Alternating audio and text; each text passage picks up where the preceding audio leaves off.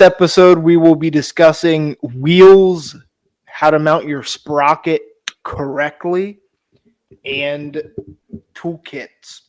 All right. So first off, wheels. Um, Personally, I'm a heavy rider. It really depends on how heavy of a rider you are personally, but I like thicker spokes, the better. And of course, with the wheels, there's different spoke configurations. There's 2 cross, 3 cross, 4 cross. Um, the more crosses, I guess, the sturdier the wheel. However, the thicker the spokes, the sturdier of the wheel as well. So if you have thick spokes and like a 3 cross pattern, that's a really strong wheel. Um, Personally, I don't use any wheels that have smaller spokes than 12 gauge, but that's just me. What about you, Keegan? I'm gonna have to agree with you on that as well. As far as your weight, that really does depend on what wheels you get because not only do you have the additional load of your engine, but you also have the rider itself. So, you know, what I usually do, like I said, 12 gauge is a good standard. So most of my bikes have 12 gauge spokes, and I have a few like heavy duty like wheel sets where they have the thicker wheel bands. But besides that, I haven't really looked into upgrading my wheels because, like I said, I'm only like 150 pounds, and I've never broken a spoke. Knock on wood. So you know, I haven't felt the need to upgrade. But it's definitely if you're commuting every day, and I mean honestly, it sounds weird to say, but this winter I've rode like a concerning amount. Like I just go to town all the time, but I've had things come out of true, but that's an easy fix with a spoke wrench. So Yeah. yeah. Yeah, and of course, if you're adding power, of course you'll put more strain on the wheel. Personally, I really only use like the beach cruiser like bikes. If you look on my channel and you look at all my builds, I'm really only using the beach cruiser setup, and they have that nice standard wheel of the 12 gauge 3 cross pattern. It's a really strong wheel, and that's really only what I use. And I've never broken a spoke or anything. And if you're just using the stock engine, you can get away with You can get away with a lot more. Yeah. yeah, you can get away with a lot flimsier wheels. But if you start adding power, you'll definitely want to upgrade your wheels or whatever.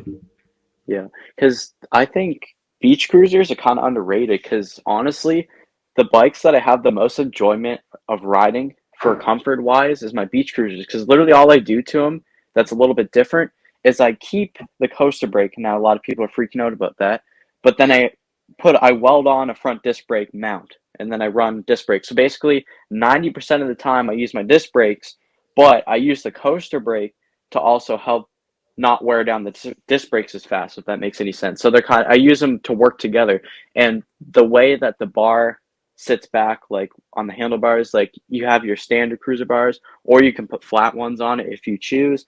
I just find the cruiser setup for a motorized bike is like so perfect in my opinion. Yeah, and they're really versatile too. They're really simple. Like it's the best combination in my opinion. And what's also cool is you can find them on Facebook for like $15. I think what the cruiser bikes that a lot of people don't really notice is like if you buy a cruiser bike for $100, it's pretty damn solid. If you buy a mountain bike for $100 nowadays, it's gonna have shifters, it's gonna have like the all the fancy stickers telling you what it's got.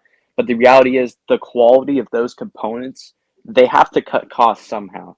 And most people that are building these bikes are also buying cheap bikes. So if you like have a certain budget and you're picking towards a mountain bike or a cruiser, you're gonna get more quality out of the cruiser because a cruiser is simple, so therefore they could put more money into those very simple components opposed to a bunch of junky components. Absolutely. And you look at now on the last episode, we did look and discuss a little bit about like frame, the material, and all that stuff. One thing I forgot to mention, and one thing that I just realized now, if you look back a little while, like the Walmart bikes and stuff, some of them were actually aluminum. However, the Walmart bikes now, they're cheaper and whatever, but now they're going towards steel, which is really cool because a lot of people think that the cruiser bikes are aluminum, which some of them are, but a lot of them are actually steel. So they have a lot thicker tubing than like the mountain bikes and whatnot. But the mountain bikes are aluminum, whereas the cruiser bikes are steel, most of them. So they'll just the integrity of them are a ton like better than a mountain bike, which is what you want. That's a very Now, good point. now, Because a lot of the oh, sorry, go ahead. now, one thing that we've discussed before, not on the podcast, mag wheels. What are your thoughts, Keegan? I've seen like I don't even know, man. Like so many Facebook posts, people are constantly ripping the bolts out of the wheel from the where the sprocket mounts on, and I've seen rims crack from like people going over speed bumps and potholes and whatnot. And it's funny because you'll see these videos, and I'm not going to mention who makes them, but they'll always like blame the end user that like, oh, you didn't inflate your tire enough or you didn't set up the wheel correctly and whatever. It's like, okay, but if you had a spoked wheel and your tire was flat and you hit a pothole, it's not going to explode. It's going to bend a little bit, but it's not going to literally shatter to a million pieces. Yeah. So that's the way I look at it, but I might be wrong, but Oh, yeah. That's how I stand with mag yeah, I wheels. don't know. It's just like I see people run them and their excuses are like, "Oh, well, I can run disc brakes and all that stuff." There are a thing called disc brake spoke wheels, but it's like I don't know. I just let them do it. Yeah. So for the viewer, there's mag wheels and there's spoked wheels. The spoked wheels are pretty much every wheel. However, mag wheels, instead of spokes, they have like, I don't know what, like 3 to 10 of these like aluminum bars. They're other material. They're not just aluminum, but they're like, I don't know. I'll put a thing as an example of what a mag wheel looks like. But instead of spokes, it's like rods, supports Pretty almost. much. And it's like people always say how they look nice. In my experience, like when I see them on builds, I'm like, I don't really dig that look. I Yeah, don't know. especially if like they mismatch the wheels or whatever. It just looks. They'll have a mag on the back and a spoke one on the front. I'm like, okay, that's ass backwards. Yeah, I can see like mags on the front, but I Yeah, but no, I've seen people legitimately do that for the sprocket reason. They can't put a rag joint on, so they go out and buy a $200, or in my case, $200 mag wheel for the back. yeah.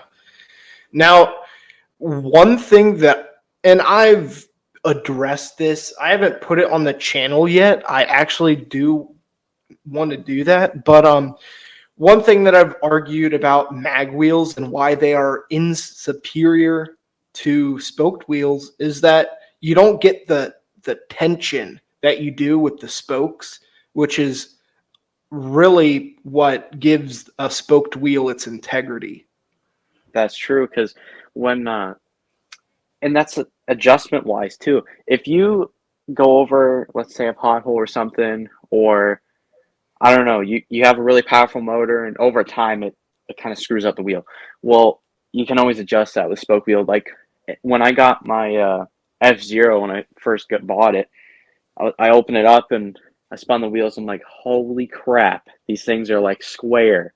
So then I had to like spend like an hour, putting the zip ties on each end of the fork. I'm sure you know what I'm talking about, and Oh yeah. freaking line her up good. But with a mag wheel, let's say you receive it in the mail, and guess what? It's bent. Now, what in the world? You can't heat it up because it's not steel, it's aluminum.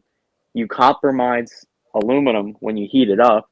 So it's like, what are you going to do in that situation? You're going to have to return them and wait to get another pair. Yeah. And just another thing, it's like, yeah, what? And a spoked wheel, they're they're a billion pieces. Granted, they're a billion pieces. That would be kind of hard to put back together or service or whatever. In actuality, it's not. But let's say you break one spoke. If let's say you break one spoke, that's 10 cents possibly for you to replace that broken spoke. You break even one piece of the mag wheel, you're done because the You're mag done. There's no replacing it. yeah, because the mag wheel, it's just all one piece, so it's really not great. It's like the same philosophy as this might not be so good, but it's like the two-piece cylinder versus the one-piece cylinder. I guess if you screw it up, the head's also trash. But also, if you look at it this way, if something blows up inside your engine, the head's probably toast anyways, regardless if it's a two-piece or a one-piece. Yeah, But no, I know but what you're saying, man. yeah. So in all, if we had to sum up mag wheels in one word, um, it would be Just no. That's 2 words. I can't say that. just no. Okay, that's valid. So stay away from mag wheels. The other thing, Keegan, that I don't understand, especially Bikeberry, but like a bunch of other guys, they advertise them as like better than spoked wheels. Here's the thing. I want to put this on the podcast right now and get this out of the way. Just because I've seen these comments come up in the past. Just because I was affiliated with Bikeberry does not mean I can still critique them. They literally told me that in the email. I have an opinion. Like, I'm not trying to, like, how should I put it? Filter what I say. I'm still allowed to say what's good and bad. So I think, in my opinion, on their website, they should state that mag wheels are dangerous and buy them at your own risk. Or at very least, take down the ones that are known to go bad. Like the three spokes, I think, come close to being almost as sturdy as like a standard 12 gauge spoke rim, maybe. Okay, so leave that one on the website, but then take the other ones off because literally the what is it, the 10 spoke one? I've seen that break like a crap ton of times. Yeah. And you see these riders are getting hurt left and right. And it's almost like the Phantom 85 post where you would see like, oh, I snagged a ring or blew up a Yes. piston. It's Yeah. it's like it's like you go on Facebook and you see those posts. It's either somebody fell on their bike and the mag wheel exploded, or Phantom Yeah. 85 blew up. And there was a point there for a while where it was just like that. It's like, guys, these are prone to breaking. Either fix it or like just take it down. It's hard. It's hard to look at. I was going to ask you, what's your go-to motorized bike website that you generally look at often? Dude, it's everywhere. Um Yeah. RDM has some good stuff. I'm sorry, Ryan, but some of it's out of my price range. uh, Dude, I seen the GX. I don't know if you watched this video. He's gonna do a GX50, okay? Not V the twin. four, like it is a four-stroke. He wants to make a V twin.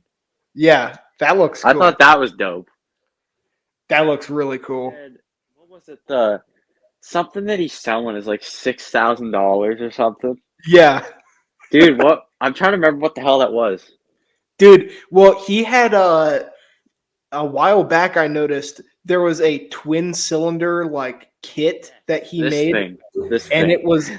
it was like a dual V twin AM6 build that he Or said. no, I think it was like, yeah, it was like two of them were stuck together and he wanted like 5 grand for it. Yeah, yeah, but he said it would get like 84 horsepower or something Now, weird. what bicycle frame do you plan to put 84 horsepower through? That's my question. A car.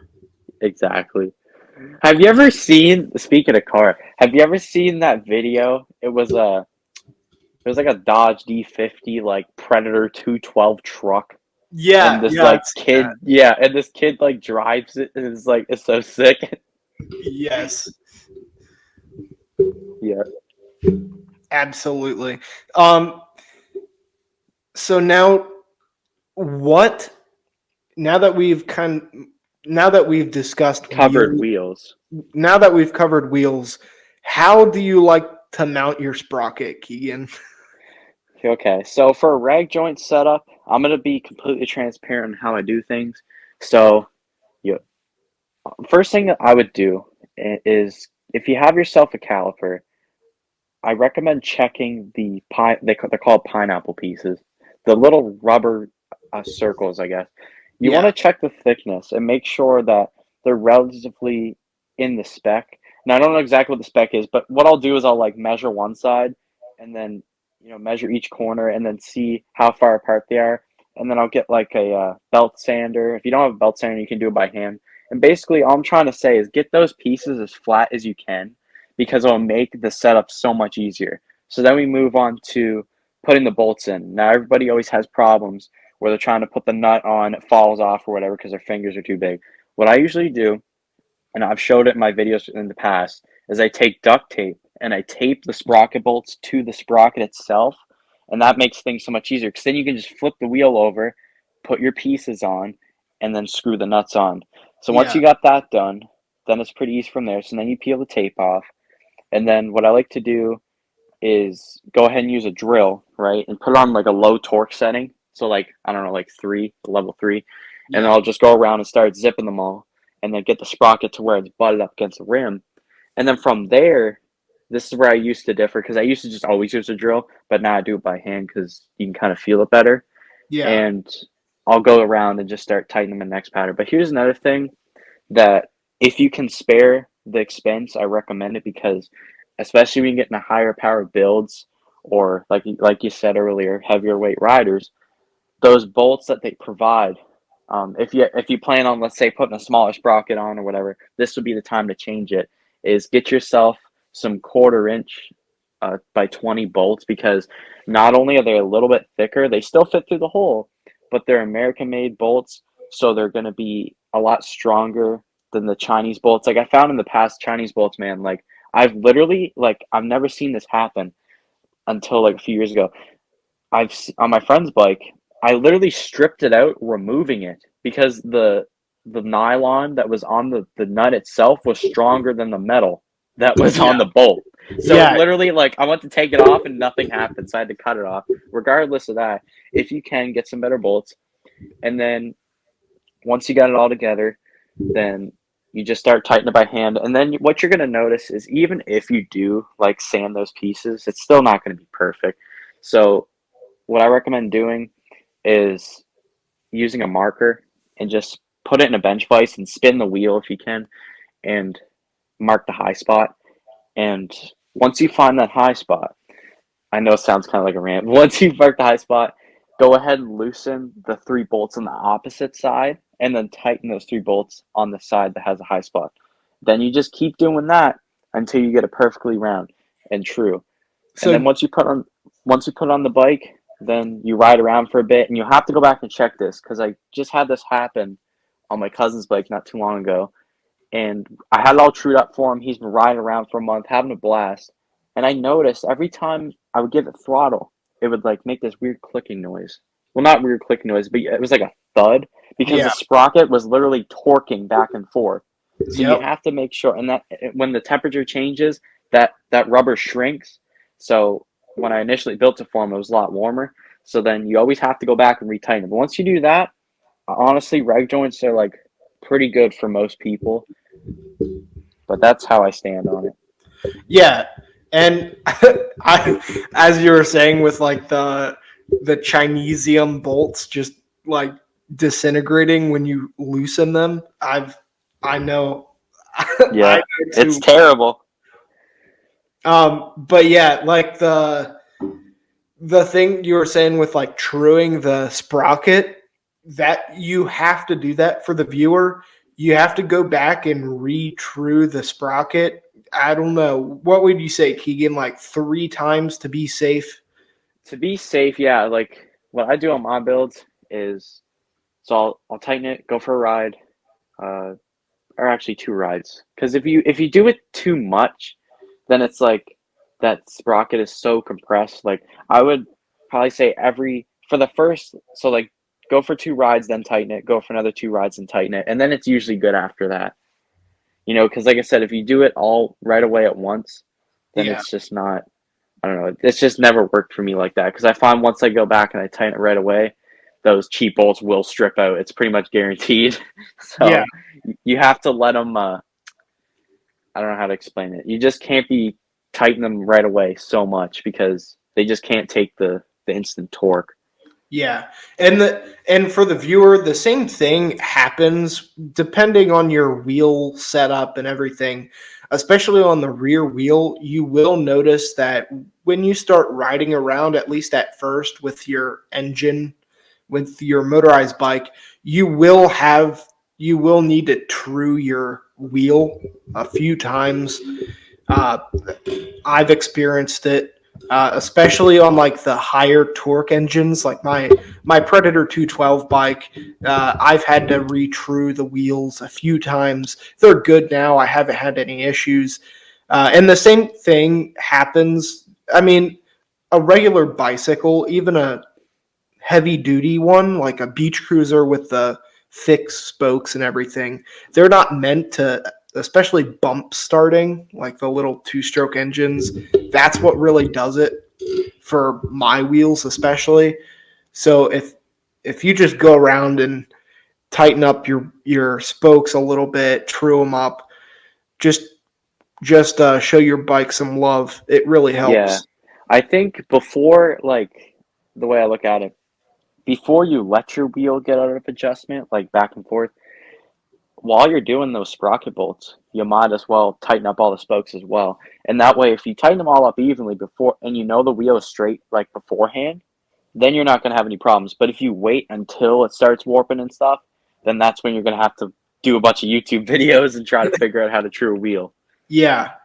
And depending on if you're doing depending on how many bikes you're building and how many wheels you're truing and everything, I thought it better and I just bought a truing stand. It was like $50. And granted, you can get the job done with just the zip ties and on your fork, like what Keegan was saying. But it just makes it so much easier for It the makes life trues. easier, yeah. Yeah.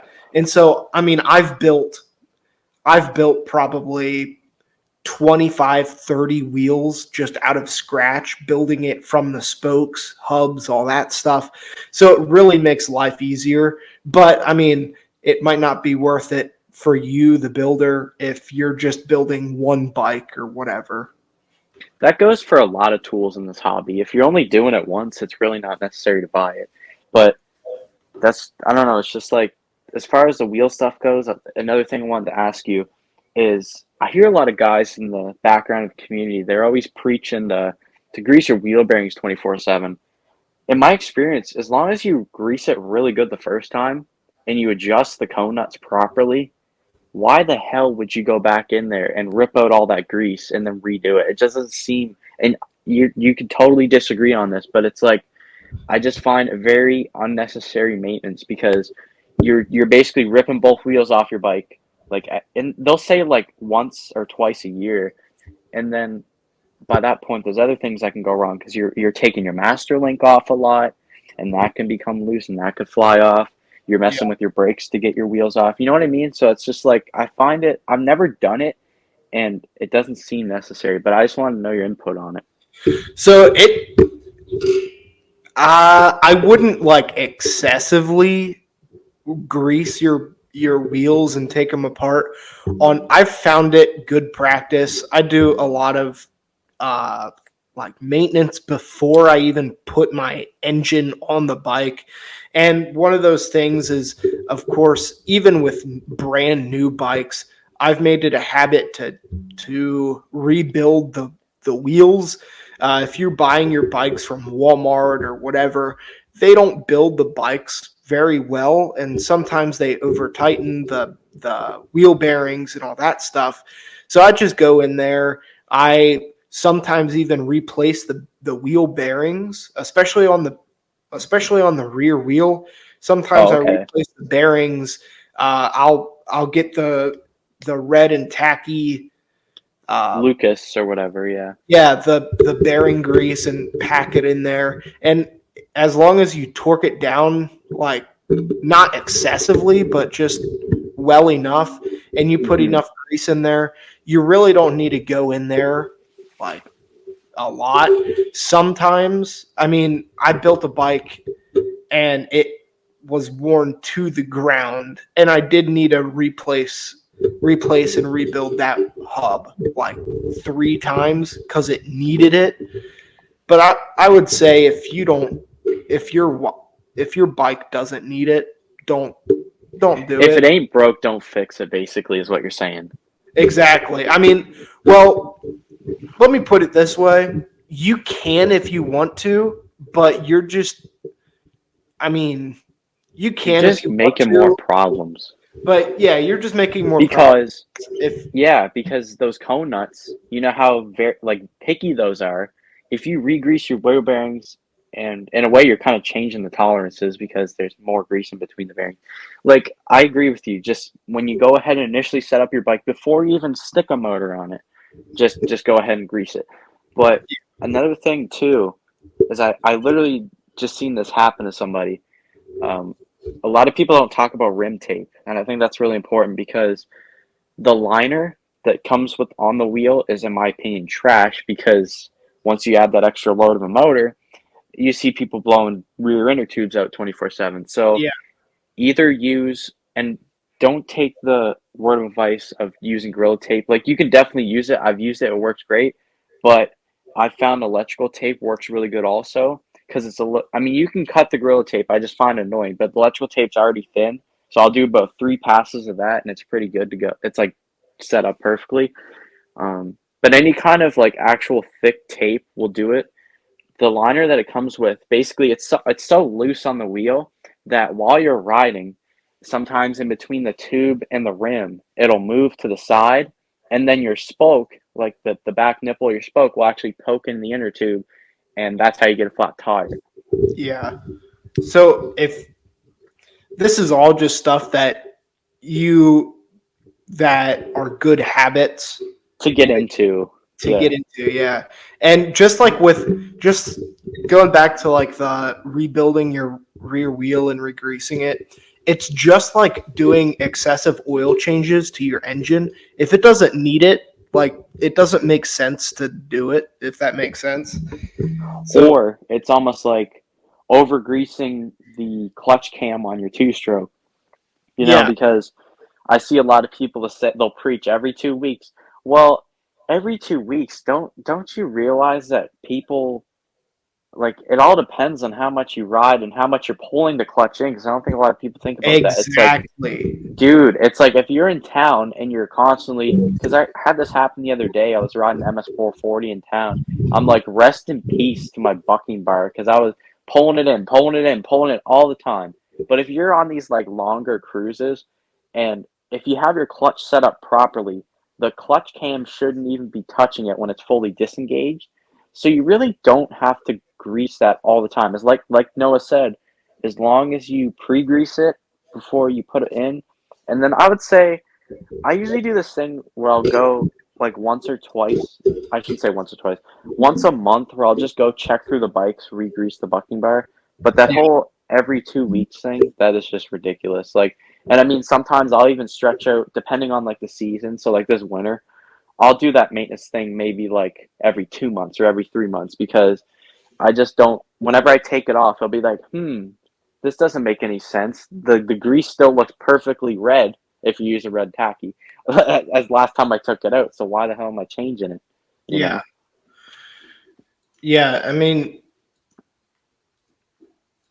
kudos to the guys that need to do it, but I think they do it because it benefits them as knowing that like it's off their chest. yeah. And I I was mean, like that at one point because I used to over maintenance stuff, and it's just like cleaning your air filter. It's like unless you go if you go on a muddy ride, okay, that's different. But if you're just driving on the street, like you're not gonna. you're not going to get that much in your foam filter over time. Yeah, Like, and yep. Now, I it really depends on how long your rides are, but what do you bring as far as tools, Keegan? What do you pack in okay, your backpack or pockets? yeah, yeah. So usually when I go for a ride, I just wear a backpack just because it's it takes all the like if you put a crap ton of like small bicycle tools in your pockets and stuff, that's just bulky in my opinion. So I'll carry like a little like backpack and put in so I'll put in a 15 mil for the wheels, a 14 millimeter for the chain tensioner, 10 millimeter for basically everything else, and a good set of Allen keys, like one of those like foldable ones, with all the different bits on it. Yeah. That's pretty good there. So I'll get a Phillips flathead, Master Link. Master Link is really important. Yes. What else? I'm trying to think. Zip ties. You never know when you're gonna need zip ties. Absolutely. Electrical tape because you never know you need to tape something. Needle And nose pliers. yeah, yeah, needle nose pliers. Can't forget about those. And that's pretty much all I bring. I'll just like before if I intend going on a long ride like 20, 30 miles, I'll just chuck those things in. And I find here's how it goes, man. If you bring tools, you're never going to have a breakdown. But if you forget tools, you're going to have a breakdown. It's That's just the how way it it's that's how it seriously. goes. I got stranded this summer because I was just riding. Next thing you know, the bike it's still running great, but it's not moving. It's just you feel nothing happen. I'm like, okay, this makes no sense. Engines are revving, nothing's happening. And I looked down, and the chain is non-existent, and a car ran over it. And I was like, okay, buddy. So then I Yep. went back. I found the chain. Chain was fine because obviously, like the car was going at such a rate of speed, it's not going to hurt the chain. But the master link and all the other little bits of that were gone. So there was no way I was getting that shit home. So I had to just pedal home with a greasy chain on the handlebars, and my hands were like full of grease. It was terrible, and I was like getting the cardio in. But Yeah. And another thing, definitely pack an extra tube or a patch kit because you never know when you need it. that's a good point too. And like I said, knock on wood, I've only had like I'm trying to think like 5 or 6 like actual flat tires where I kind of got stranded. But it's like I think like you said, one of those portable like tube repair kits are perfectly fine. Is there a way that you can like change a tube without taking the wheel off, or am I tripping? Because I thought there was a way that like Uh, you I don't unless know. that's like what slime guys what slime Yes. preaches. It's like, oh, it'll fix itself. But to be honest, sure, on like a regular bicycle, that's the case. But most of the time when you're traveling at like 40 miles per hour, a a little pop or something like that is going to be more than what that. Yeah, it's like those CO2 cartridges or whatever. All Yeah, they do is like put really, what is it, really cold air in it, so it yeah, like expands or some shit. But then it's like if you're like you said, if you're going 40 miles an hour, that tire's gonna heat up and it's gonna be flat again. So it's like yeah. kind of And unfortunate. And you never really know. I mean, well, another thing though is you were talking about the uh, like patching the tire without taking off the tube. You, Hmm. if you're running tubeless tires, that could benefit you if you're running a motorized bike, because that way you don't have to worry about pinch flats or tubes or anything like that, which could be beneficial. I've never actually converted, now that you say that, to tubeless yet. And I'm kind of like, I see the benefits. It's almost like an air fork. Like there's benefits to it, but it's like it's adding complexity in a way Yeah, because it's just not the standard thing that you're used to seeing. yeah, I've been mountain biking for years, and it's like everybody went tubeless and all that stuff. I think I was the only one on the biking team that just used a regular tube because it's like I see these guys and they pop a tire, and you can still pop a tubeless tire, and like the slime on the inside doesn't like fix it or whatever. So it's like I see these guys and they're still popping tires with their tubeless tires or whatever, and I'm just over there. I don't think I've ever popped like a tubed tire. I mean, I put the Gorilla Tape on the underside of the tread and like all that stuff. As long Yeah, as you like ride responsibly, you're not gonna. you're not gonna really do any damage to it. Yeah, Because I've but never really seen the only way that like you can damage a tube tire is if it weather cracks. Like if it's left out in the sun and it kind of like gets brittle and stuff. That's the only way you can really damage them. Because like I said, that tube's under there. Because I've actually had things that were like little nails and shit that were like in the tire, but the tire wasn't flat because it was tube. But if it was tubeless, well then you're kind of screwed in a way. So it's like, yeah. but cool. So that's I think we uh, covered wheels pretty good. wheels. We covered sprockets pretty well. Let's revisit that because we did wheels, we did tools. Um, Now, what are your opinion on like the hub adapters? Well, I do own one, and it's perfectly fine. If you intend on buying one, make sure it's for a beach cruiser rim, and use some sort of Loctite. I use blue medium strength, and haven't had the back out. But there were times where I didn't use the Loctite, and I swear to God, when that bolt jams up in your frame, you feel like you're gonna die. Yep. Yeah. That's all I'm So, gonna say. and another thing, some people were. I've never had an issue with like the 1 inch adapter, like the 1 inch hub adapters that go on like your multiple speed wheels. I think I've used one of those. Oh, Now, okay. a lot of people will say that like the hub adapters, they're not good because they slip and all that stuff. If you if you properly clean like the mating surfaces, I've never had any issue. However, for extra measure, let me look it up. Hold on. Yeah, because don't people put like keyways and stuff? Because all I did with mine is like sanded. What's it called? the the two ends of it, so that way there was a big gap there, and then I just roughed up the mating surface, cleaned it good, and then tightened the bolts down, and I haven't had it slip because like I centered it like in between the spokes, and Yeah. it really hasn't walked off, like it hasn't moved at all. So Okay, so here's what I've been using.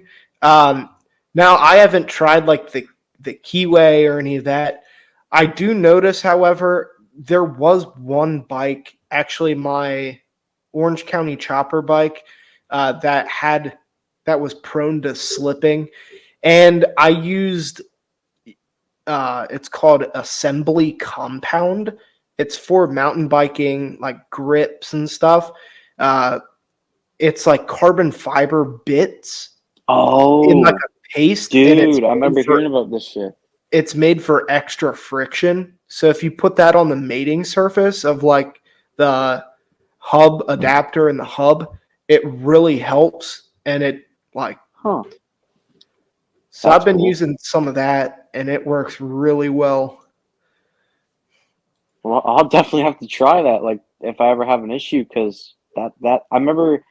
Who was it that was saying about that stuff? It was like a GoPro mount where like if they were moving around, you could put some of that carbon paste on. Yeah. That is a freaking good idea because you see people messing around putting keyways. It's like that is an unnecessary amount of work. There's got to be a way to use it the way it was intended. Yeah.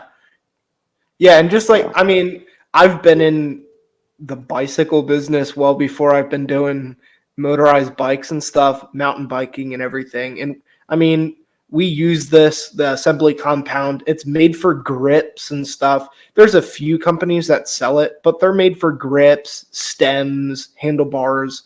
seat posts, all that stuff. But I mean, I've been using it for other things too. The hub adapter, I've been using it for uh, like the engine mounts itself.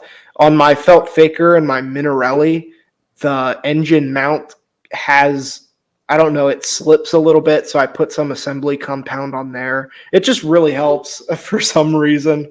That no, man, that's you make a really good point. Like that's some good stuff.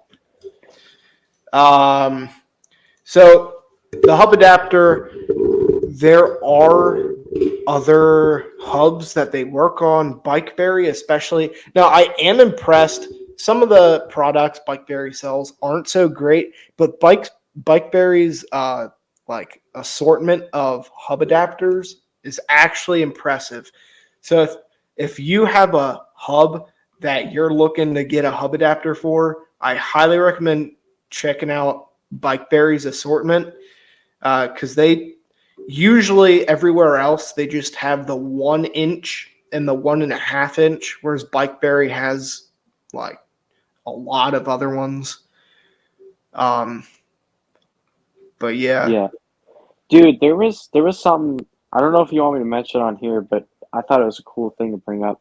Have you ever heard of the hydroforming stuff? Because I really like. I have a pressure washer and a welder, and I'm kind yeah, of dying to try it because it seems pretty cool that you can just make your own two-stroke expansion chamber. that would be dope, Because I dude. mean, there's pipe calculators and stuff, and sheet metal's cheap, so that'd be a cool video series. Just weld a little fitting to the end, blow it up, and there you go. it's like Heck it's yeah. like blowing up a balloon. It's like, Yeah. and some of those guys that do that, I've seen a few guys on YouTube that do it. I mean, I don't think any of them speak English, but like, they, I mean, they make them look really good. The exhaust pipes and stuff, and they make it look really easy. That's the thing. It's like I feel like if I did it, no offense, I'd probably get a bunch of like wrinkles and kinks in it and all this other stuff. So I'd probably start on something a little bit smaller, get used to it, and then progress to an actual exhaust. Because it would definitely suck doing all the measurements and then screwing up. Oh yeah, But that would be a cool video because you really, like you said, they're all not in English, so it'd be cool to like, you know, put some clarity into that. Because let's be honest, like for a lot of the new guys here, they're putting on these like performance parts that not necessarily don't do anything, but they're not like 99% of what's on the market is not like worthy of putting on your two stroke. But a pipe is like pretty much mandatory if you want to have good performance. And you'll notice that MT65 is pretty much the price of a new engine. And like I said, I'm intending on getting MT65, but looking at these different hydroforming things, it makes you wonder because it's like you can make your own pipe, you can make it your own dimensions, you can custom fit it to your bike, you can yeah. make it so that your header length is optimal. Like you would have to know what you're doing. Like that is the first thing I want to Oh, put. absolutely. This is not something that the average Joe can do. But it's like if let's say you port your engine to specific port numbers and stuff and you want a pipe that perfectly matches, well, you can basically replicate that right there.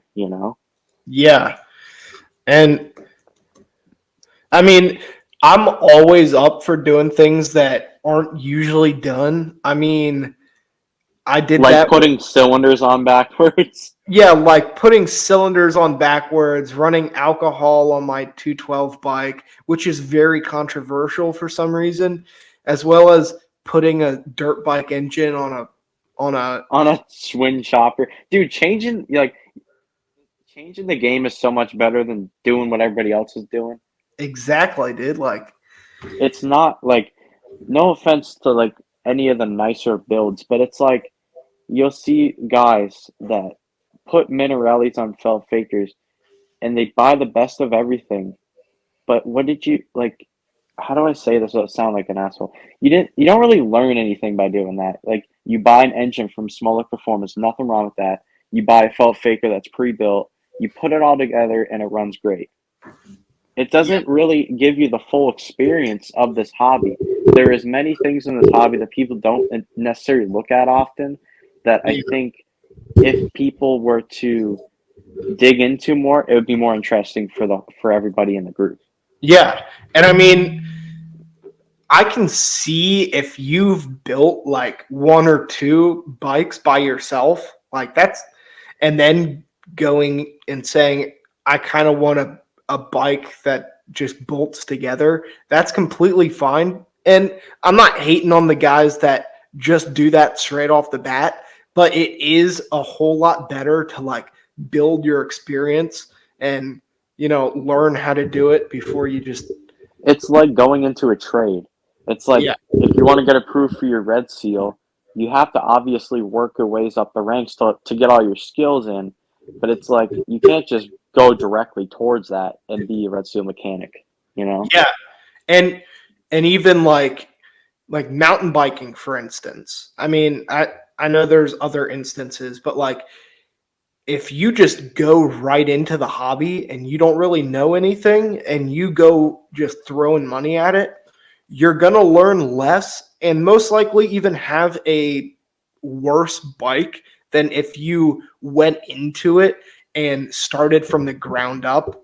And maybe you didn't have an as nice of a bike, but if you knew what you were doing, you could get a pretty good bike, if that makes sense. Yeah, because this is like totally out of the realm of bikes, but I seen this video and it just really like showcases exactly what you're talking about, like working your way up in experience.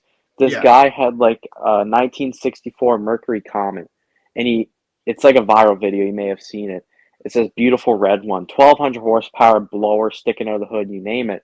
And he basically got into a 50-mile-an-hour car accident and totaled the thing, and Yes. everybody in the comments is like more money than brains, blah blah blah. Because, and I seen this comment, it's like when you're a kid, you start with a mini bike and you work your way up. Then you get a car, you modify it, you work your way up. But with Yeah. this guy, he had tons of money, he dumped it in all these parts, and then totally forgot that brakes are pretty important when you have 1200 horsepower, and they failed and they overheated. So basically what happened was he was riding the brakes the whole entire time throughout where his town that he was driving through, and the throttle stuck. So that pretty much killed that car. And it's the same thing with motorized bikes. You'll see these guys bolt together these insane setups, but then they don't even know how to tune a carburetor, or they don't know how to read a plug. And it's like, and they'll ask the groups and they'll basically beg for help. It's like, I mean, I don't mind helping them, but it's like you didn't really go through that. You didn't go through the ranks to get to this point. You just kind of bought your way through it. Yeah. Yeah. And So, of course, with any hobby, there's going to be guys like that out there. I mean, kudos if you have that kind of money or whatever, but it's kind of most of the fun to taken out of learn. it, it's one thing to like have money, but also be really experienced, and that's literally like optimal. That's what you want.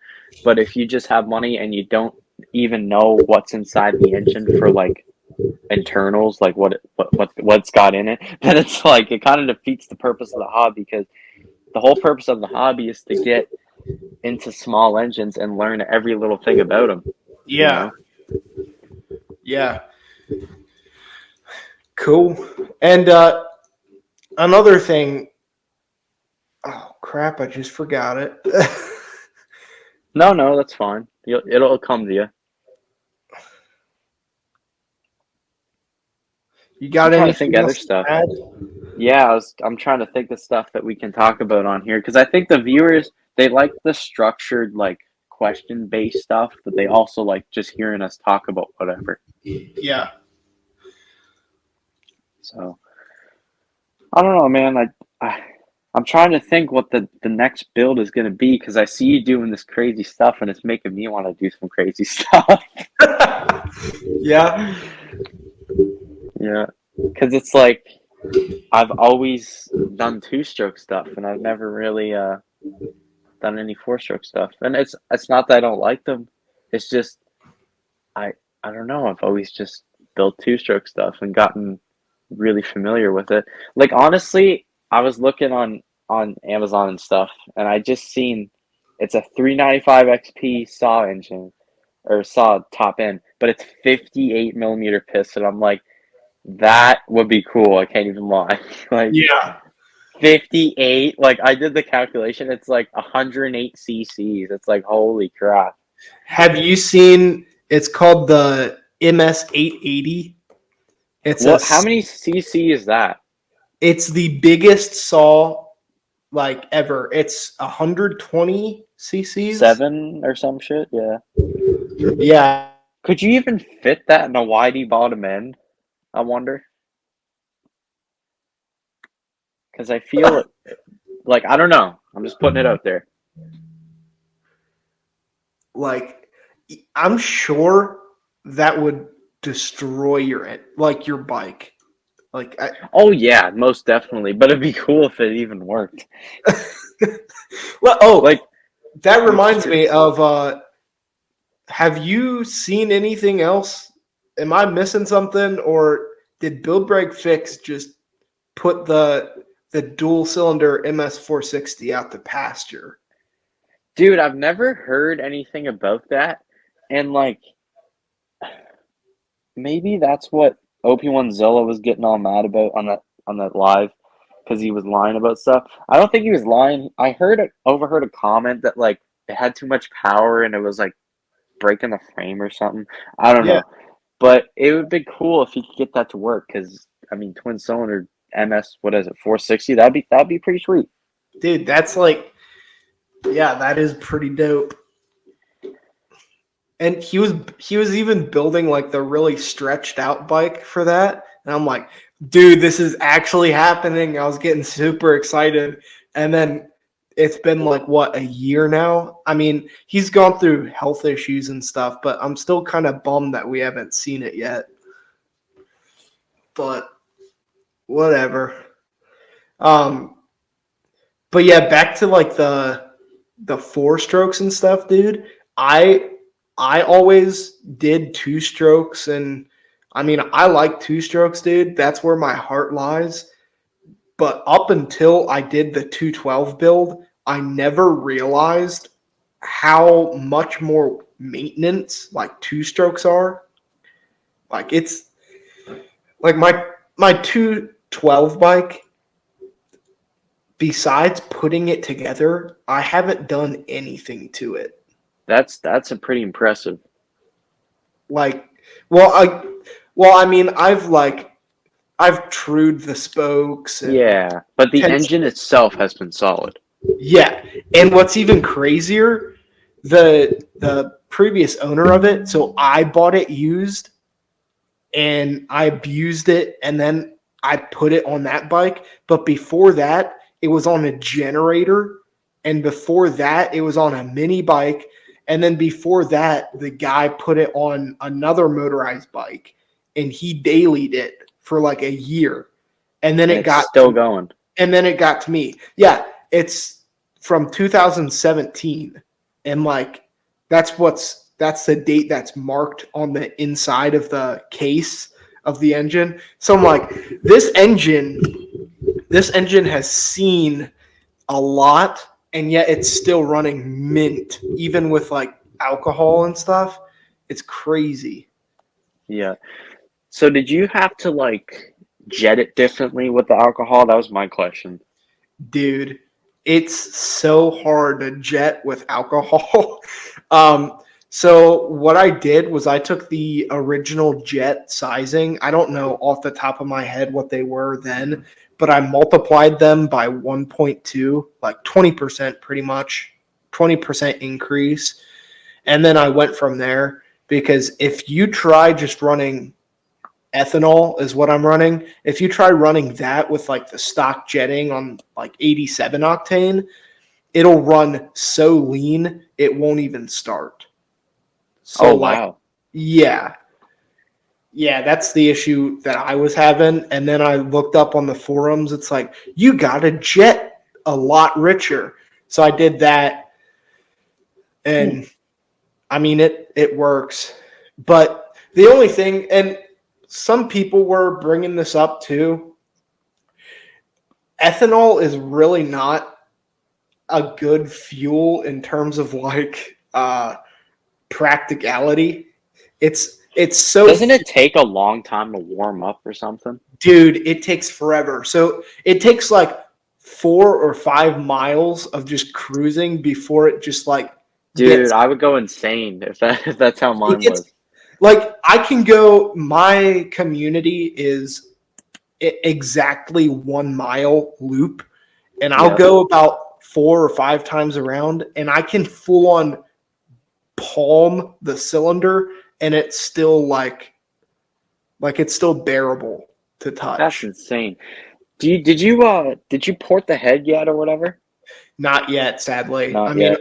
I have it Okay. marked up and stuff. I just I've been so busy with school and all that Mm-hmm. stuff. But I was watching just this guy does all this like CNC, not CNC, sorry.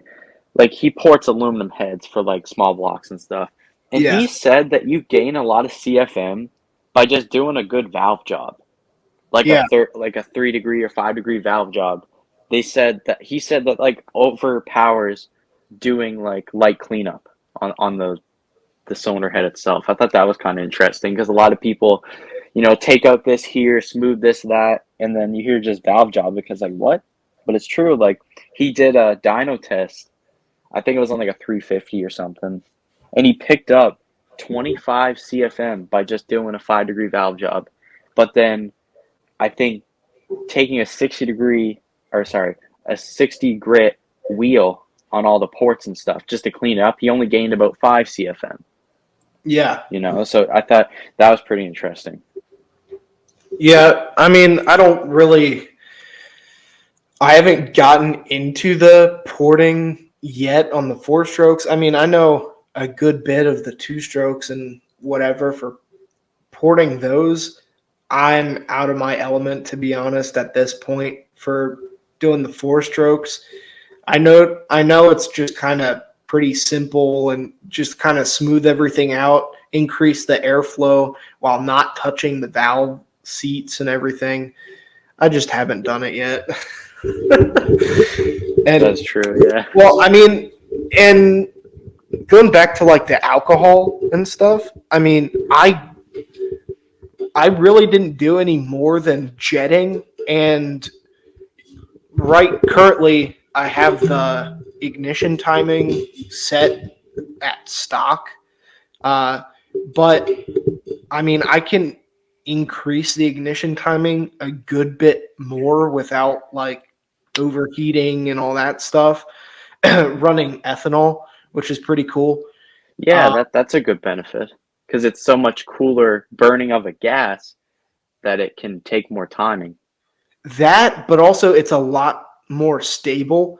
A lot of people don't realize, but ethanol actually has a lot higher ethanol or octane rating than like traditional, even like 93 pump gas.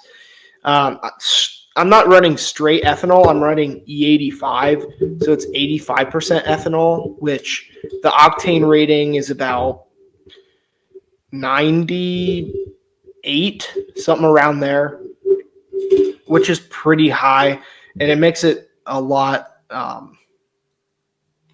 It makes me able to like. So I've decked the head on my cylinder, and running even like 93 pump gas, it wasn't really happy.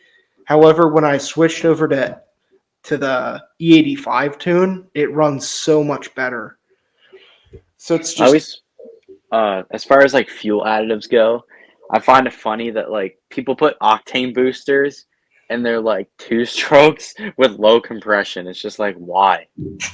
because it's just like the conspiracy of No, dude, because I seen this. Well, it's funny because when I first got in the hobby, are you familiar with Cooter's Carport motorized bike dude. channel?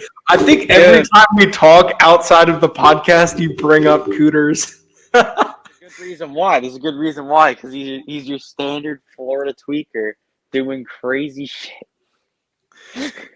He just like buys a bunch of octane booster from the dollar store, pours it in there, and he's like, "Yeah, boys." Yeah, it's just like do whatever. Like he would go through engines. It's just like awesome. There, it maybe wasn't him, but it was another dude that like full on he built this thing. He built this monstrosity of a motorized bike.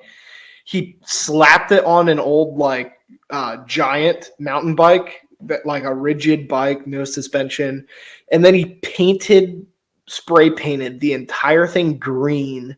And then instead of using like engine oil for the premix, he used Dude, no, used dude, I know exactly who you're talking about. He like how to abuse a motorized bike. yeah, and then he put soap in the Painting it and shit, and he was like putting sticks in the. I don't know. It was abuse. It was like Chinese engine abuse. It was terrible. Yeah. Man, I can't find it. Oh, you're looking it up? Yeah, yeah, dude. Dude, that video is like, it's just pure gold. Yeah, he was running it, and he had the little gear puller on the sprocket, and it was just going. It was warped, and it was going around. It looks so funny.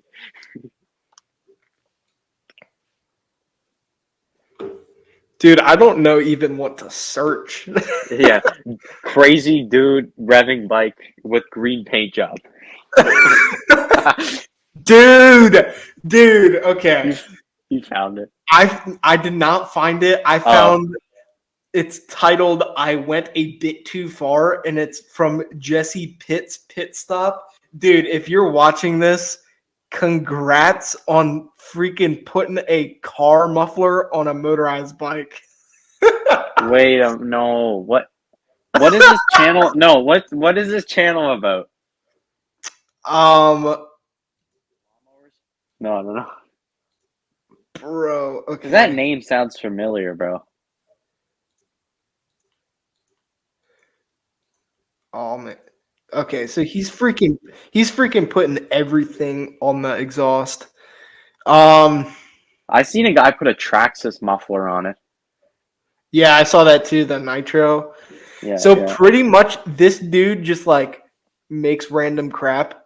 I mean, cool crap. Cool He crap. built a rice tractor using 33-inch tires.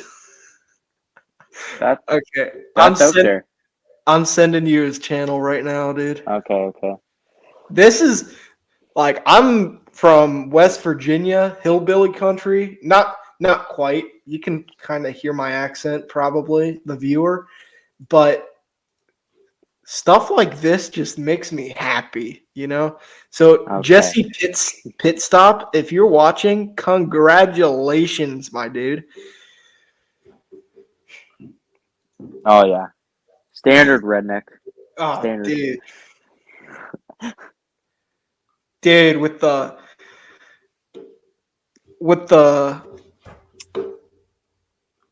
is that a With the what? 2500? The Chevy?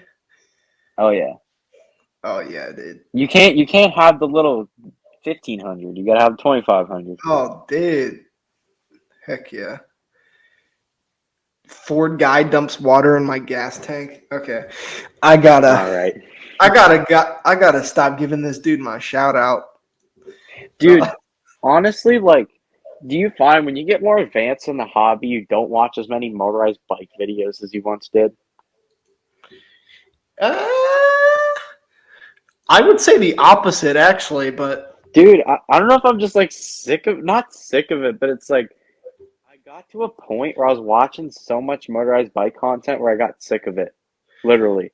well, I find Like I if I want to find know something, like if I have to refresh my brain on balance factor for crank, I'll watch that video. But it's like religiously watching every single motorized bike video. It sounds stupid because we're both YouTubers, but it's like I just don't do it. I really don't. well, here's a far-fetched theory that might be not as far-fetched as it might seem, but there's not as many motorized bike people out there as there once were. Either either it's that or it's the fact that everybody that was a motorized bike or is a motorized bike YouTuber is either not posting anymore or they're just posting the same old boring content. I mean, like Cooter's Garage, uh, like LA Hover, they're cool dudes. I mean, Cooter, especially, I mean, cool videos, not so Yeah. much like informative Oh, stuff. they're informative, all right. Putting steel wool and shit in your muffler. I mean, like, they're entertaining, but like LA Hover, especially, dude, I watched him religiously, Me and too. it broke my heart that he doesn't do like motorized bikes anymore, or like, Even Alex from Motored Life, I remember like being in grade 6 yeah, and like just like coming inside because this was when COVID was going on. And like I'd go outside, ride my bike, clean it off or whatever, and sit down and watch one of his videos. And I don't know why that felt so special, but he'd be like reviewing the BT100 or like riding this bike or checking out this. And I was so invested in that shit. And then now he don't post. exactly. Or when he does post, it's like, this bike is awesome, and it's like a electric bike. I mean, Dude, those electric bike videos, I've not clicked on one and actually said to myself, I like this. Because I was riding around, well, you already knew this, but riding out town with my buddy on his electric bike the other day. And we're going up this hill, and I'm on my saw engine. So I get to the top of the hill, and I turn back. No e-bike is found. Motherfucker's pedaling. Like, he said, yeah, because of the cold, it shut my battery off. I'm like, are you serious? Powered yep, bike sounds about right. would be worse in the cold, but no, it's the other way around. Like I Yep. had to stop, turn, do a U-E, and then go back and like catch up with him. Like this is how bad it was. Like it's just terrible. I was like, dude, like it's like I don't know. It's like a Corvette and a K car go for like a drive. It's just like the one is always ahead. I don't It's, know. Terrible analogy, but it's like it just I mean, if you're an old person that just wants to like put around his neighborhood, like cool, good for you. You can get a e-bike. But like if you're a youngster like me and Keegan, be a man and get a two-stroke. yeah. I don't know. It seems retarded to like spend what you can go upwards of $4,000. We'll say comfortably $1,500 on an electric bike that goes Yeah. 30 kilometers an hour when I can That's build a like gas bike for that's like $500 that is that's like triple the speed. that's like 15 miles per hour. So like my American boys, it's like 15 miles per hour, maybe 20, I maybe. can run faster than that. Holy crap. Like Like that's like $1,500 for like a range of what, like 30 miles and it 15 seems miles and scammer like gets scammed, buddy. Scammer and gets like scammed. 15 miles per hour, or a $200, and that's expensive for a motorized bike kit, like $200, and like the baseline you'll get about what, 30 100. miles an hour. Oh, you'll get like 30 miles per hour, 25 if depending on your gearing and your bike, but Yeah. like what, 50 miles per tank of Per gas? tank 60. Yeah.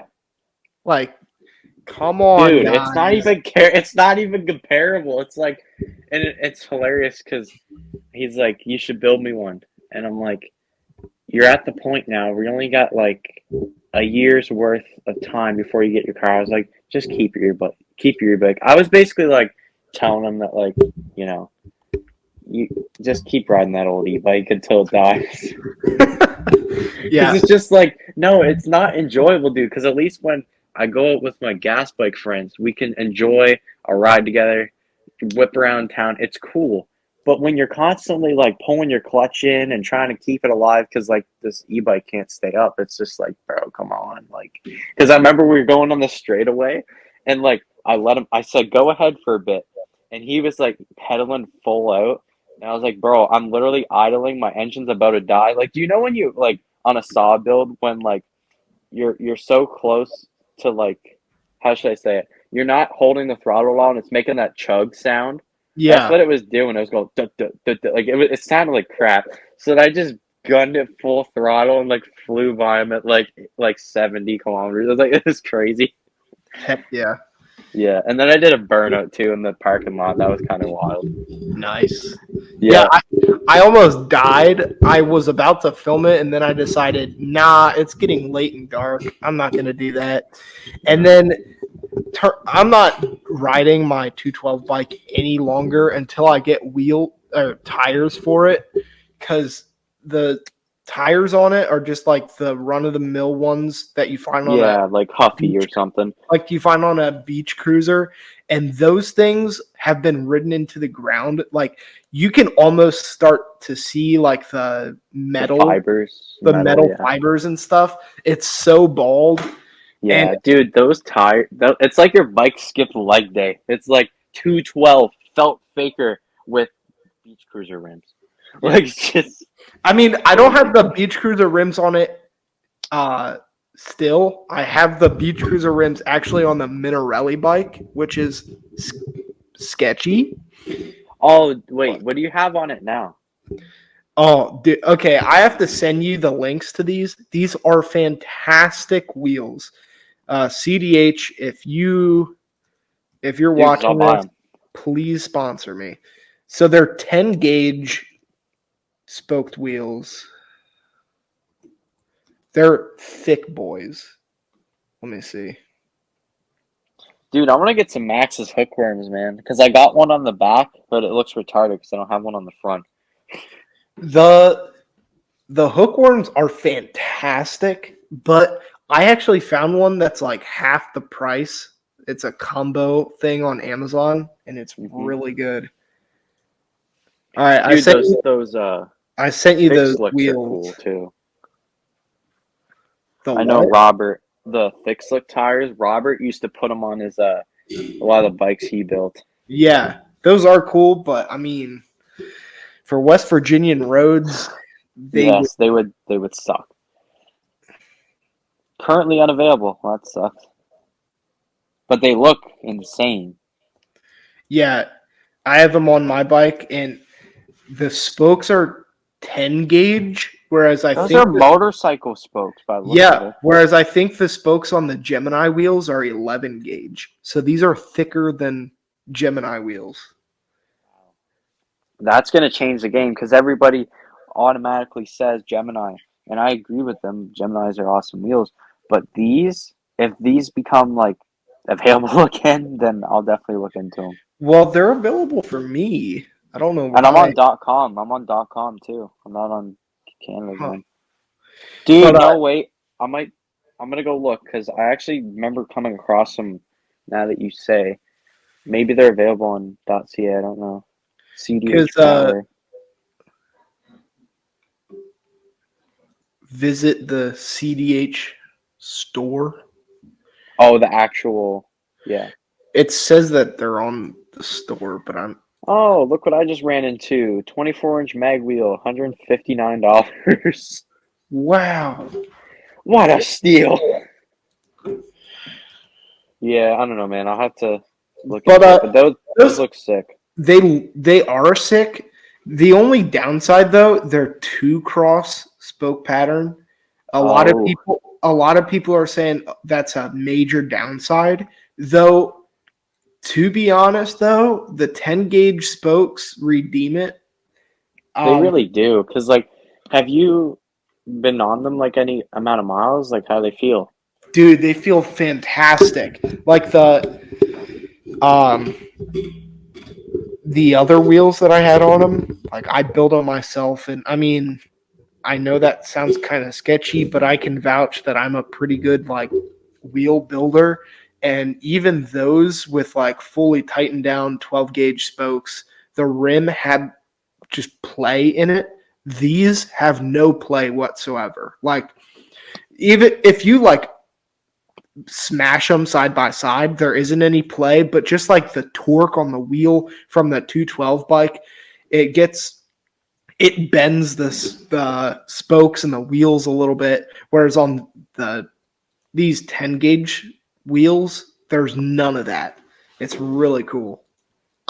Because I feel like if I was to ever do that 212 conversion or whatever on the felt faker, I feel like those wheels would be a good option.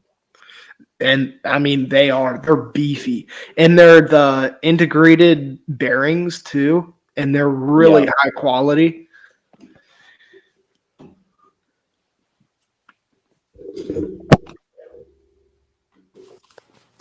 Cool. Yeah. I want to get, though, they are really good on my 212 bike, but I kind of want to put those on the Minarelli and get a set of like moto wheels, moped wheels. Mm-hmm. I've been looking at those, but I really don't want to spend the $300 or whatever to get a set from Treatland. Yeah. Because And I've seen people put those 18-inch moto cut wheels. Those look sick, but it's like, dude, those are not cheap. yeah, they're not cheap, and even the expensive ones, they have drum brakes. And while I mean, drum brakes can be okay, but especially I'm not a very light rider, and I mean, my bike weighs like 100 pounds, so for drum brakes, I don't think it could handle that.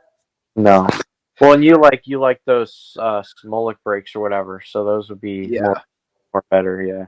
So I'm thinking I might want to get get one of those moto wheels and get custom spokes made, and then just use like a bike hub, and then get one of those like a 17-inch or 19-inch moto rim. Yeah. That might work. No, that'd be a good idea because then you can brakes and stuff. Yeah, because It I seems like I like my disc brakes. counterproductive to get a heavy duty wheel with like not as good of brakes. Yeah, it's like, I mean, I really wish I could get a set of uh Will Kids Gemini wheels. Those things are a work of art. Dude, is there anywhere that like I could get like a cheap front wheel that's like disc brake ready, like spoke? Because like I seen the ones on Bikeberry, but every one that I've gotten from Bikeberry has been out of true, and I really don't want to go through that again.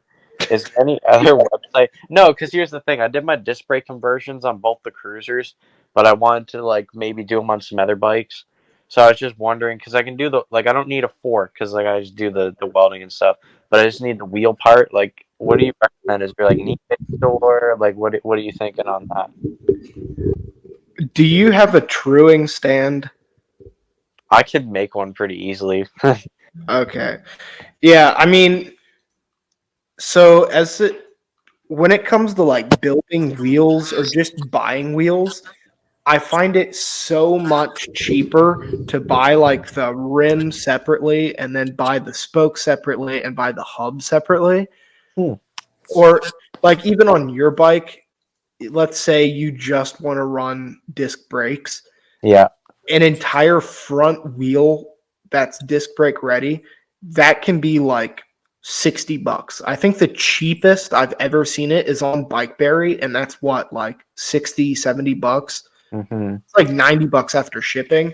Whereas like if you learn how to like lace up your own wheels, you can use the stock spokes and the stock rim, and then a disc brake hub is what, like $20. Because that's the thing too. I like the wheels that still match the original theme of the bikes, and I feel like a lot of these disc brake ready rims are pretty flashy, like a lot of the stickers and paint, Yeah. whatever. So if I could just order the hub, like you said, and then lace it up, that'd be. Here, I feel like it would go one of two ways. I'd either like do okay at it. My biggest concern, right, is like getting the hub centered with the rim, if that makes sense. So like shimming it up. I've seen people use like soda cans or whatever, like to get that hub to be. I don't know. I mean, I don't really do any of that stuff. What I really do is when I go to put the nipples on for the first time, Yeah. I just tighten them like 2 turns on each nipple, and then once I have them all on, then I go over each of them and I do 2 more turns until they're each snug, and then I do like one turn, You just one turn. evenly Yeah, tighten them. I Okay. I tighten them evenly, and then after the spokes are like generally the tension that I want them, then I'll go over and I'll true the wheel, and I'll see like if there's a bulge spot or whatever, and then I'll go over and I'll do what you're saying with the sprocket and tighten some of the spokes and loosen the others and all that Okay. stuff. Because like I'm trying to remember when truing a wheel, it's like whatever. Like if you're trying to pull the wheel towards you, obviously the spokes that are facing are like. I always get so confused with that. It's like the ones that are like pointing towards you, you would want to. What is it? Well, Tighten those? it's not so you unlike the sprocket, you Because it's been so long since I did. I'm trying to remember. yeah, so there's 2 sides of the rims. So if you look directly down the wheel, there's going to be spokes on the right side and spokes on the left side. So if you want to pull the rim to like the right side, you'll loosen the spokes on the left side. And tighten them on. Okay, yeah. Because I would always tighten them, but I would never loosen them. That's why I wasn't moving much. Yeah. Okay. Yeah, so I mean, and it's super easy. It's just like other things with the motorized bikes. It's super easy to get into, and I think the hardest part is like actually getting into it because it's like you can really overthink it. You can really overthink it, whereas like and I was doing the same thing too with lacing these wheels up. I was overthinking it and everything. But once I actually tried it, I'm like, dude, this is super easy. Yeah. And so far, I've saved tons of money because, like I said, I mean, I've probably laced up 30 wheels just by like, That's. yeah. Do you think? I know it's kind of random. Do you think 60 or whatever? Sorry, you cut out. Oh, okay. Do you think you would do your MS660 build because you got the cases for it? I'm honestly waiting till summer. Oh I yeah, I have too many things on my plate right now. that is true. I need to get school done. I need to get my truck done. I need to get so. I mean, I'm looking forward to it, but there's still things on my plate that need to get done. Yeah, because I feel like there's not a lot of videos on the MS660. There's tons on the 440s now, especially the 440s, because people are realizing how simple those are, like to convert. But Yeah. the MS660, I feel like there's something that like the motorized bike community could do to make them work better, because it doesn't make any sense how something of that high displacement only has 7 horsepower. You know what I mean? Like I feel like there's something that porting wise, pipe, something we could do that can make that thing perform, because it's like you see these 52 millimeter top ends that are freaking screamers, and they Yeah. got the same amount of power. But you see this one that's like a lot bigger, and you think it would do better, but it really doesn't. You know, so Well, and power, I mean, they might have the same horsepower, but the MS660s have a ton more torque. oh yeah, undoubtedly. And I think that's where they really shine. Another thing with the MS660s versus the MS460s Mm-hmm. is I know Build Break Fix was doing the thing where he said that the case for the motorized bike cases are just too small to use the bigger 660. I've built the MS660s like from scratch, and the cases are tiny.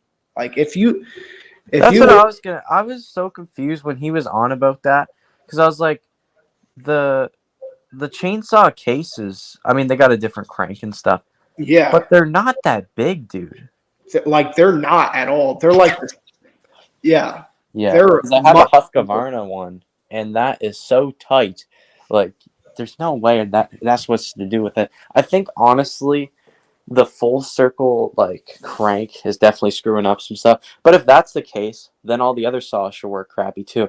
It's something to do with poor timing. It must be, because there's only so many things that can make it run worse. It's like it's got a good sized piston in it. The crankcase volume is pretty close to what the original is, like as far as Yeah. being tight. And it's just, I don't know, you don't really see much content on the 660, that's for sure. Yeah, and everything that I have seen are of people selling them. Yeah. The 395 XP gets a little bit more love. I don't know why. Yeah, I've seen those. Yeah. Mid- And people are always comparing. And honestly, you know what? I seen a video and it kind of blew my mind.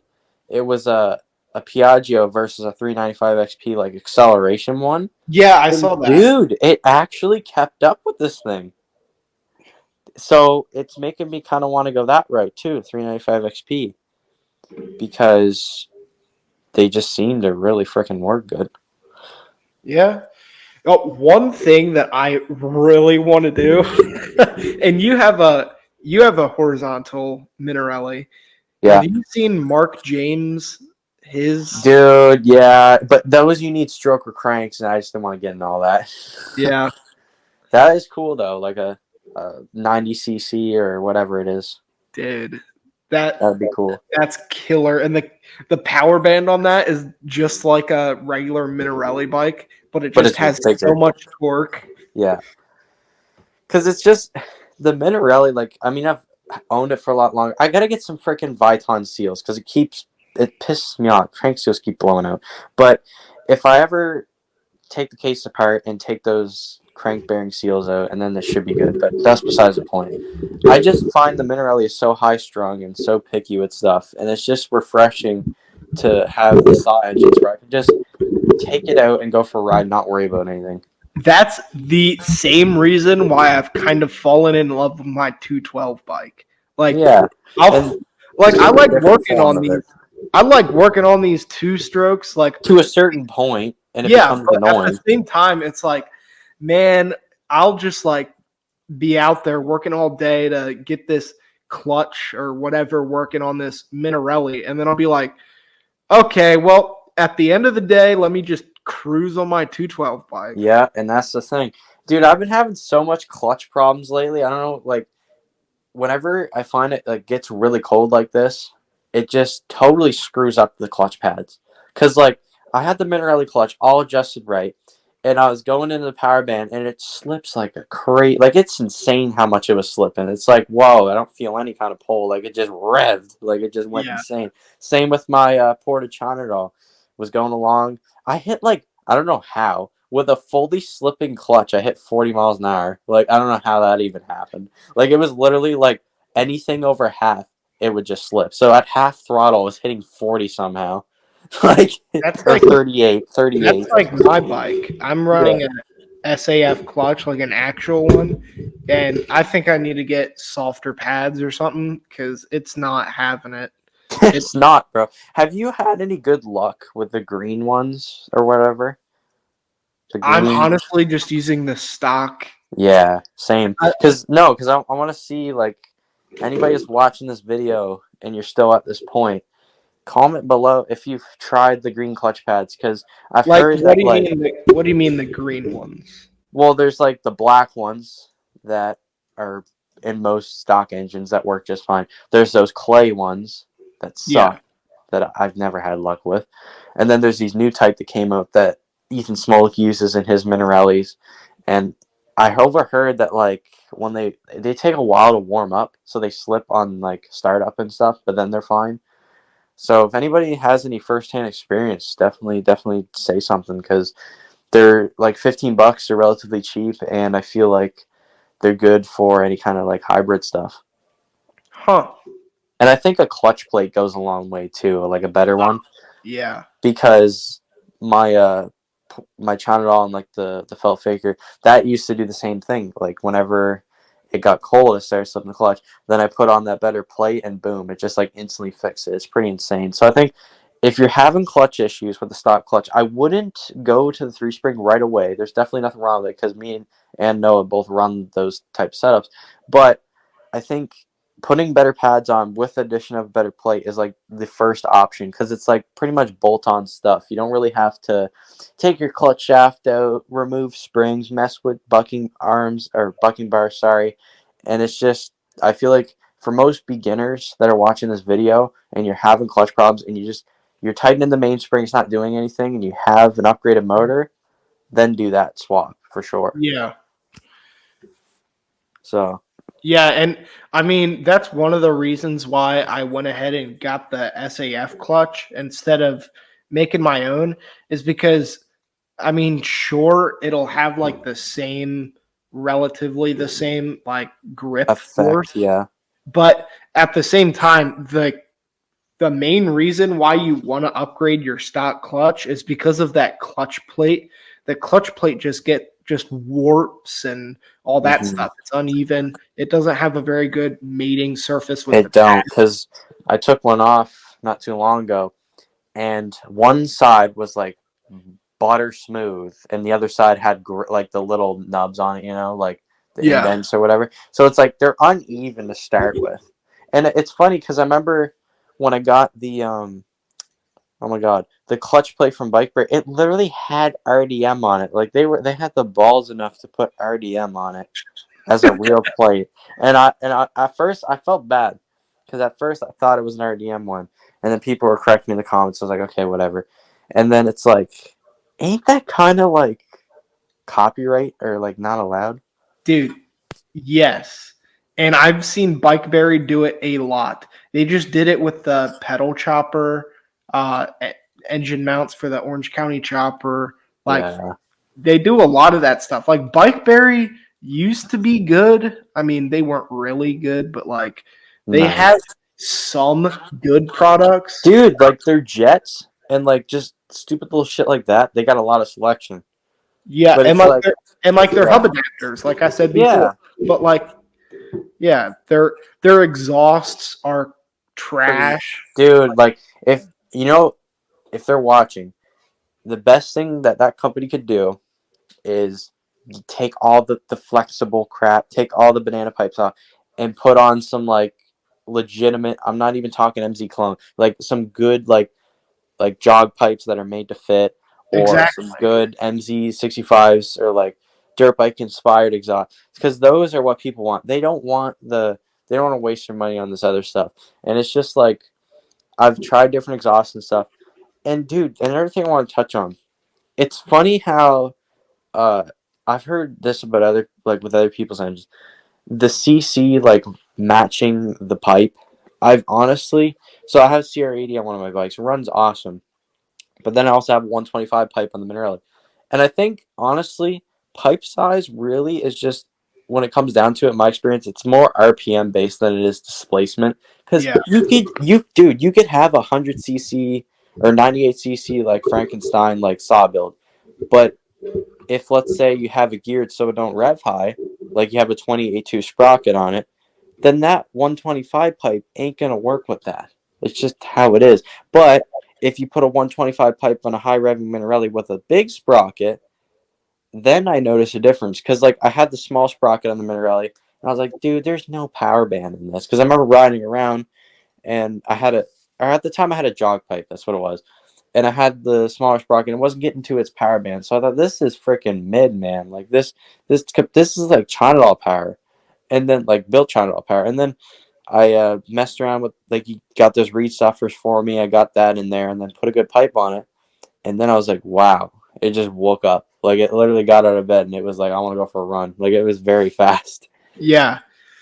And funny that you say that. With when I first built the Minarelli bike, I was like, okay, this is okay. This is like built China doll, like you said. And then I started tuning the carburetor, and I'm like, okay, it's waking up. And then for whatever reason, there was something wrong with like the ignition system. I didn't have like the uh it wasn't getting a lot of spark or something like Yeah, that. something. Yeah. So it was like dying or whatever. So I fixed that, and then I'm like, baby, this thing's on a roll. and then I geared it too high for some stupid reason. So now it like I can't tell if it's slipping or if it's just revving out way too fast because I'm using a 48 tooth sprocket on it. Oh, And okay. like, yeah, I just 48 tooth on 26-inch wheels? yeah. Holy crap. Yeah, that'd be insane. So like it almost wants to like buck me off, but it only goes like 30 miles per hour. Yeah. Dude, it's like, I don't know, another side of me also wants to build another horizontal because it's just like the power is freaking insane. Like like it feels on like I've ridden like uh just different four-wheelers and stuff that were like a lot bigger in displacement. Yeah. And it literally feels like that. It's like it's not just like higher RPM power. It has torque at that RPM. Like people don't understand this. Like they think, oh, mineralized don't have torque. No, they have torque. It's just not down low. They have it all up high. So it's like it hits you at once, and then you could literally like you said, it'll want to flip you off. And like that's why whenever I get in the power band, I always lean towards the handlebars. Like my face is like by the handlebars because if it's not, like there's a good chance you could wipe out. Yeah. And that's like I mean, I'm kind of spoiled with my 212 bike because with that thing, there's power in Yeah, I was gonna say that every single corner, CVT. Yeah, every single corner of the throttle. The power's there from idle until fully revved out at like what 7,000 RPM or something. There's yeah, power. Whereas like the Minarelli, I mean, it has pretty good power even compared to like a pretty good built China doll up down low in the RPMs. But hmm once you get above, quarter throttle or whatever, the power definitely hits and there's definitely a lot more torque there. Oh, for sure, Especially if you have a good exhaust and everything. dude. Something that has kind of popped into my head recently, and I was thinking about this. Um, if you ever have a cylinder, this is so random, that has even the slightest amount of crosstalk, you'll lose an insane amount of torque. It sounds stupid to say, but it's true because my first MS440 that I built has absolutely no crosstalk, and it freaking like from idle, like you said on the 212, to when you fully gun it, it's just all there all the time. I don't know if this is because I have too small of a sprocket, but I find my 52 millimeter, it has good torque, but I don't know. Like I said, it could be carburetor, it could be many things. That thing is still not dialed, but it has a tiny bit of crosstalk. Like I'm talking a very small amount, and it doesn't have the same amount of torque. It doesn't feel the same. So I got to figure out what's going on there. I don't know if I could just simply take the cylinder off, deck the cylinder a little bit, because like I said, the way the saws are, you can do that, and then install it and then see if it makes a difference. Yeah. But it kind of threw me for a loop because I'm not running a read on that, and I'm just thinking, why the hell doesn't this thing have? It's a 52 millimeter piston, and it should run really freaking solid because it's got the shorter intake and stuff.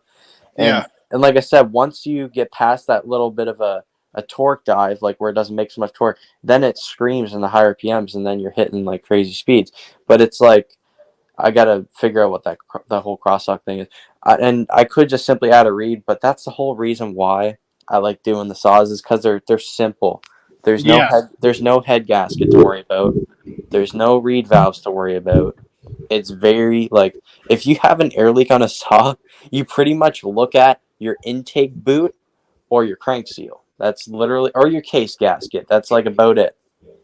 Yeah. And it's like now the only thing I do not like about the saw builds are that like it's kind of hard to dial in your squish gap and stuff. Mm-hmm. But I mean, it's really not anything special if you're using the right piston and the right crank and stuff. Oh yeah, for sure. But yep. And do you honestly think the chop top? Do you think that's a good option for most beginners, or do you think they should just stick to what they have on it?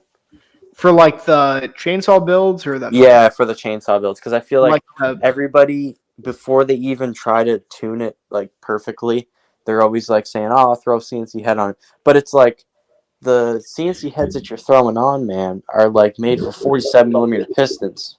yeah, I mean, well, unless you're getting like a Smolik one, which Smolik which sells. is custom made or something. Yeah, and they have like I think they have the option for like a MS 660 now. Let me see, or MS 460. Yeah, because it's Maybe like, they don't. But I mhm. mean, like if you get one custom made, that's cool. But and I even wouldn't even upgrade to a CNC head until you get it dialed in and you're actually thinking that you're overheating. Because I've never really gotten them that hot. Well, no, this summer, but I've ridden them around for like probably like an hour, like just straight, like ripping on it, going to stoplights, taking off. And they don't really get that much. It sounds stupid because you think, oh, less cooling fins. They don't really get that hot like I thought they would. Because I think where you have such a big carburetor on there, it's clearly getting enough fuel. Yeah, It doesn't really get hot. Now, if you're running like a Phantom 85 with a stock carb, and that's a little bit of a different story for many yeah. different reasons. But So I yeah, think if you're running like a Phantom 85 or whatever, 100%. But chop top, yeah. But if you kind of know what you're doing and you got a decent sized carb and it's an MS 440 460, I really don't think it's necessary. Because like honestly, the squish gap, I'm gonna be completely honest, on my 440, it's like 1.1 or 1.2. But then you look at the not factory manual, sorry. Like you look at the factory spec for the squish, and that's about what it is on the saw. yeah, So it's I like mean, that's intended what on it was my for. on my Minarelli, it's point 0.9, point 0.8. I mean, it's not terribly tight. Because you can always overdo it. Because like let's be honest, like I watched a video. Um, I can't recall his name. He did like the video title 7 horsepower Minarelli blah blah blah. Yeah, He blew the Breeze Moto or yeah whatever. yeah he blew the bottom end bearing out with his crank, and he was running like .7 squish, like .6 Yeah, or whatever. It was getting like a little freaking ridiculously tight. When you're revving 12K, you gotta realize like the freaking rod and like piston, all it takes is to move like a slight amount up and it's hitting the head. yeah. So it's like Something gives, and of something course gives, yeah. and of course heat stretches metal a little bit and stuff. So it's like, boy, you're asking for trouble. And it's kind of counterproductive in a way because if I'm not mistaken, making your squish tighter makes Only, get yeah, only increases torque. But yeah, if you're going for high RPM, like 11K, 12K, whatever, I don't think you rev 12K. I think it was like 10.5. But still, high RPM, why would you make it tighter? Because that would make it harder for it to hit that RPM. You know what I yeah, mean? Because I even had that on my Minarelli. Like I have like oh my god, I think it's like 1.5 or like 1.4. Like it's wide, but when it's at that RPM, it is so happy, dude. You don't hear any engine noise. It's just pure brat. Like it's just like it's happy when it's there. It's not like struggling at all. yeah. And that's even like we were discussing a few days ago about like dirt bikes and stuff. I'm putting that dirt bike engine on my Schwinn, and I just took it apart for the heck of it the other day, and it has what's called a power valve.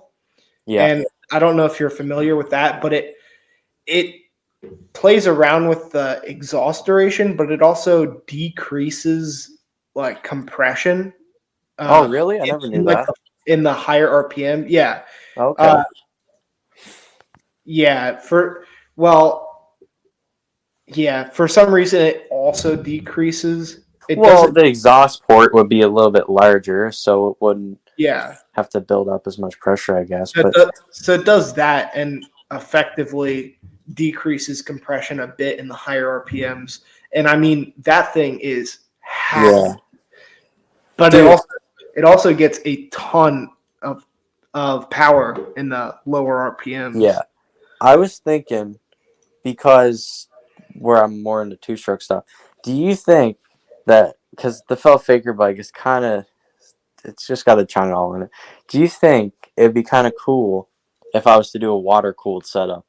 Two radiators on the front, freaking not AM6, but something cool like that.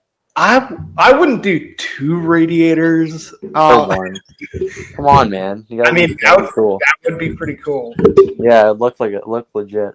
To be honest, though, I don't think it would be worth it No. if you're just riding it like a few miles at a time. Because Well, yeah. it looks cool and not a lot of people do it, but like it's expensive and literally the only real benefit that it has amongst all the cons are that it just cools better. Yeah, it doesn't really have any better performance than a normal cylinder. So my commute's about like 10 miles there and back. So it's like, I don't see it being worth it. Yeah. And I mean, like, just water cooling one of these things, you have to run like either a pickup thing for like a water pump or go through like the exhaust or something. Yeah. And that seems kind of, because I looked into that too, and I was like, man, that looks kind of weird. Yeah. And the thing is too about like going on longer rides, I would record them, but that 360 camera, it dies so quick. The battery runs dead so fast that it's like if I was to go town and like film a video, let's say I go to this certain spot and like pick up food or something, it would be dead by the time I got back. So that's why I don't really record it, because you'll see like me just going the same ones, but in reality, I go a lot further usually. I like driving in the country more than town. Town's fucking sketchy. Like cars getting close to you and pulling out in front of you. If you go in the back roads, it's a lot more relaxing. Dude, so I live right beside an awesome like mountain countryside, and there are some fantastic like hilly country roads. They're like pretty well maintained, so like I could get away with riding a motorized bike on them, but they're just like so beautiful. It's cool. But yeah. Well, dude, it's getting pretty late. All right. So, viewer, if you watched through all of this, congratulations. It's your birthday. So, What's our next one going to be about? That's what I was just thinking. Do you have any suggestions? Dude, that's the thing. We always start with the most basic stuff, and then we wind up talking about the most like out there things. I don't know, like, so we already did engines, wheels, whatever. We did frames. Dude, there's not really like a whole lot left. Like, we could go into more depth about each engine itself. So, like, we could talk about Minarellis and what you have to do to set one up correctly, or we could talk about saws and how to set one of those up correctly, or you could take over and talk about your 212. Yeah, that sounds good. Another thing though, because we did the dude, no upgrade. What upgrades actually gain performance on a Chanadol? Dude, like things that me and you do. You're stealing my video. What? I've been working for like 25 hours to edit a single 25-minute video about like every modification you can do to a China doll. Oh, okay. So, I mean, I don't mind like doing a podcast episode on that, but like, well, if you already did it, then still just funny. It's just still funny that you put that out there. Yeah. Well, dude, I've been wanting to film more videos, but I've just been so freaking busy lately. It's been kind of difficult, like you said, with school and stuff. You kind of want to focus on that. Yeah. There's always like time later for YouTube. YouTube's just a hobby. Yeah. And well, another thing, I've been wanting to post like riding videos and stuff with my Minarelli and the 212 bike and stuff, and some of my other bikes, but my stupid GoPro crapped out. So oh, did it? I don't know. Yeah, well, it won't record more than like 5 seconds, and I've replaced. Dude, you could just. SD. What are you complaining about? You could just record every 5 seconds I know, right? and then put the clips all together. Absolutely. While riding my motorized bike. Yes. What are you complaining about?